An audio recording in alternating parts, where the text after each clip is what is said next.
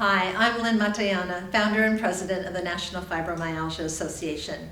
Welcome to our Fireside Chat. One of the questions that many of you ask is, how do I have better treatment? What are some of the things that are going to help patients with fibromyalgia? Well, the National Fibromyalgia Association can't give medical advice because we are not doctors. However, what we first of all tell you is make sure that you are seeing a good healthcare provider. They will be able to answer your questions. But what we can do is we can share with you information such as not every patient is going to have the same results with the same treatment. So it's real important that you look at all the different options that work for many different people. Then you decide what you think you would be interested in and talk to your healthcare provider about that. Many of you know that there are 3 FDA-approved drugs that are available for patients.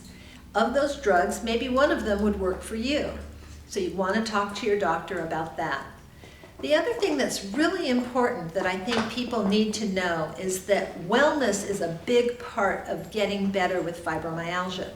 So for example, you want to try to get as healthy as you can. When you talk about health, what does that mean? It means eating well, exercising, getting enough sleep, trying to reduce your stress. I know these things sound very difficult sometimes, but they are the basic elements of getting better and getting your pain under control. I know because when I laid in bed for 2 years and just continued to just think about my pain, I wasn't getting better. When I started doing stretching exercises before I got out of bed, when I started having a yoga specialist come to my home so that I could do relaxation and breathing, started to do yoga poses to get to a place where I finally could do walk just from my front door to my mailbox and back. It took time, it was a journey, but each one of these things was a step in getting my life back to now being able to live a fairly normal life despite fibromyalgia.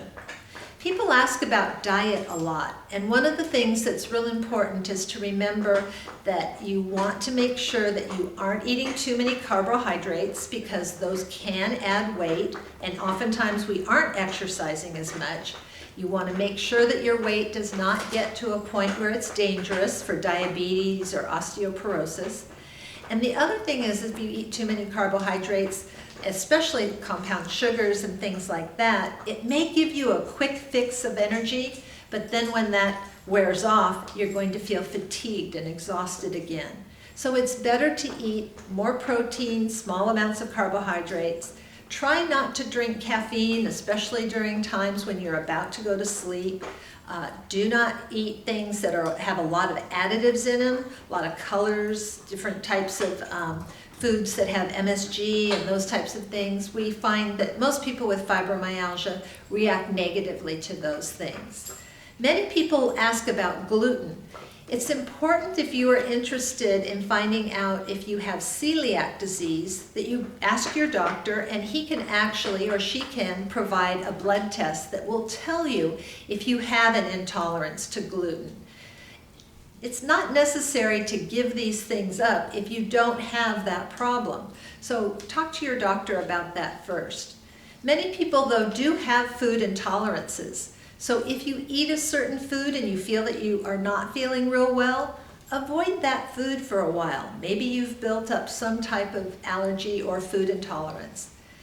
Think every time that you do something that makes you feel bad, is it worth doing this? I know that oftentimes people say, I don't want to give this up because it's something I like. It's important then for you to say, okay, am I going to give it up and maybe help improve my overall health so that my fibromyalgia pain will go away? I think you need to ask that question of yourself and find out what the answer is for you. I know that for me, I wanted to get better. I wanted my life back. And it was worth taking the time to go on that journey, to slowly learn how to exercise, to slowly learn how to reduce stress in my life, to slowly learn that if I worked with my healthcare provider, if I did what was being suggested, most of the time I did feel better. So I wish each of you much success in your journey. It's not an easy one, but together as the fibromyalgia community, through the fans page, we can support one another and help one another, and we will get there. We will all start feeling better.